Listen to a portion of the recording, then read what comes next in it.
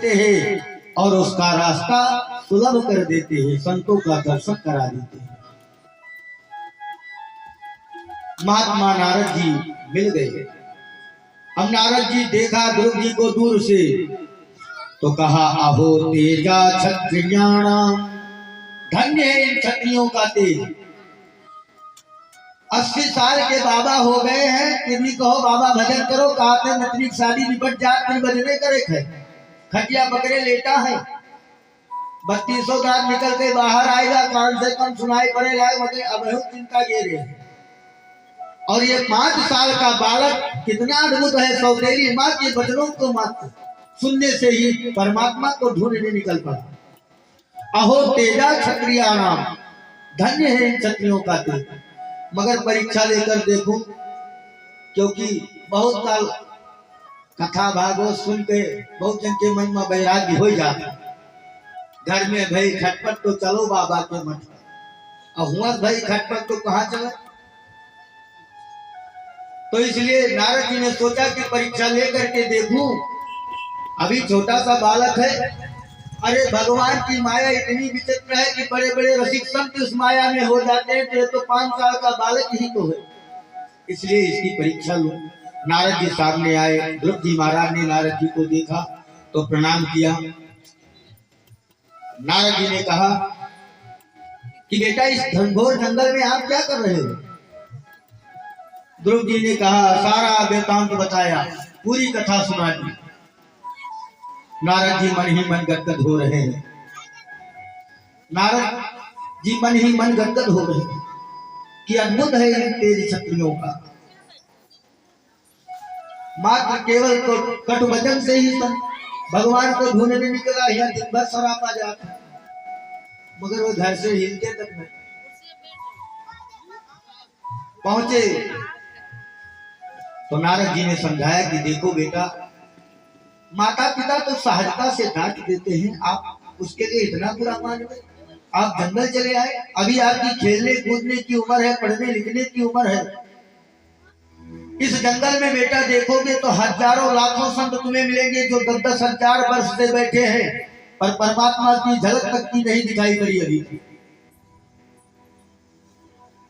इसलिए अभी चले जाओ, पर ये विवेकी पुरुष समझ सकता है, अबोध बालक तो नहीं समझ सकता।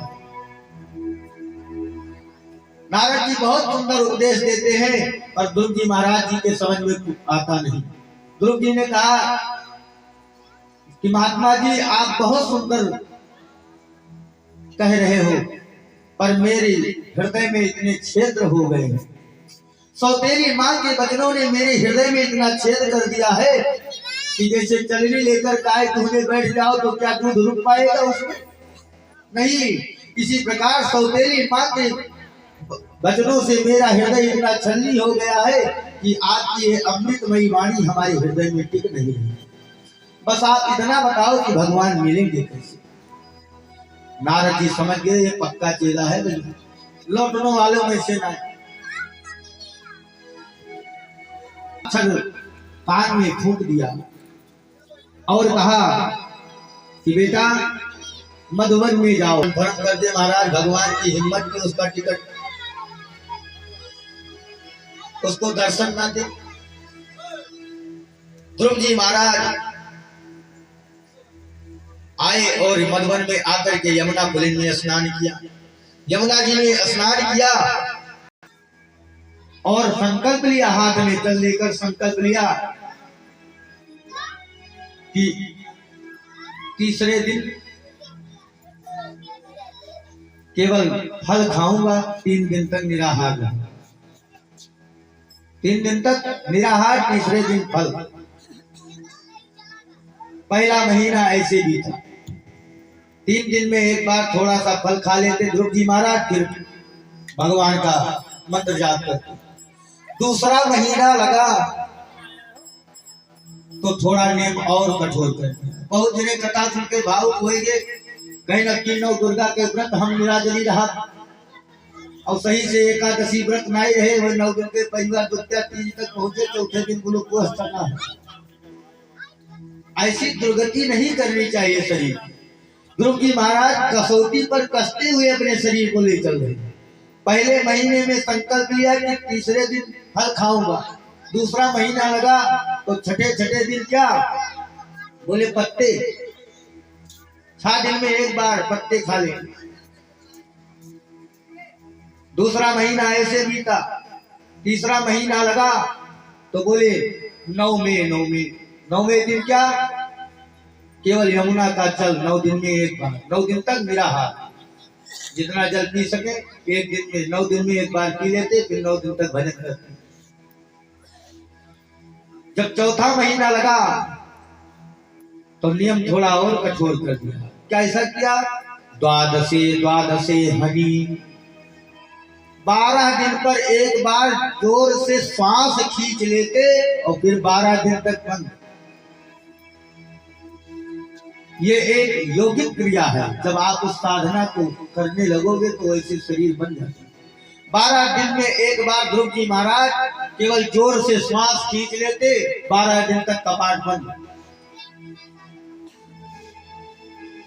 महाराज चौथा महीना बीता, 5वां महीना जब लगा तो ध्रुव जी ने जो दाहिने पैर के अंगूठे के ऊपर खड़े होकर पूरी शरीर खड़ी कर दिया और पूरा प्राणायाम खींच करके अपनी सांस को ब्रह्मांड पर रख लिया।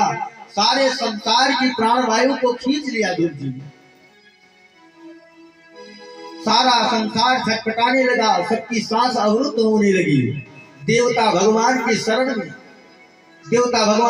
में पहुंचे, प्रभु बचाइए। भगवान बोले किससे? तो देवता कहते हैं कि नैवं विदामो भगवन् प्राणरोधम, नैवं विदामो भगवन् प्राणरोधम, चराचरस्याखिल शक्तिधाम्ना, विदेह तन्नो वर्धिनाति मोक्षं, प्राप्तं वयं काम शरणं शरण्यं। देवताओं ने कहा प्रभु से बचाइए। भगवान ने कहा किससे बचाएं? बोले नैवं विदामो, मुझे नहीं पता कि कौन है, पर मेरी प्राण वायु को खींच रखा। अगर मेरी वायु नहीं मिली तो मैं वैसे मर जाऊंगा। जब इस प्रकार कहा तो भगवान ने सभी को आश्वासन दिया कि माम भैस, अरे देवताओं शांत हो जाओ।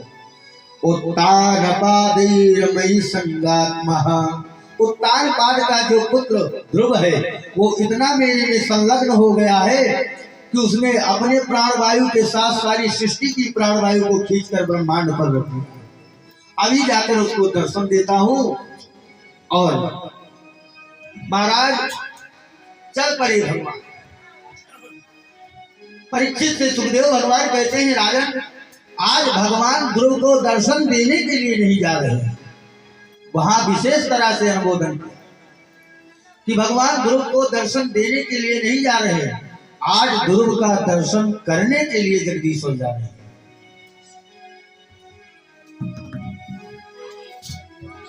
कि मात्र 5 साल का वो बालक इतनी कठोर तपस्या, और भगवान गरुड़ पर आरूढ़ होकर चल पड़े। कहा? दृष्टम विच्छा मधुर वनम मधुवन की तरफ चल पड़े भगवान जाकर के ध्रुव जी के सामने खड़े हैं। और ध्रुव जी महाराज को नेत्र ही नहीं खोले। सशंख चक्रम सकिरीट कुंडलम, सपीतवक्त्रम सहिषीरुहे क्षणम, सहार वक्षस्थल कौस्तुभम श्रियम, नमामि विष्णु शिरसा चतुर्भुजम। चतुर्भुज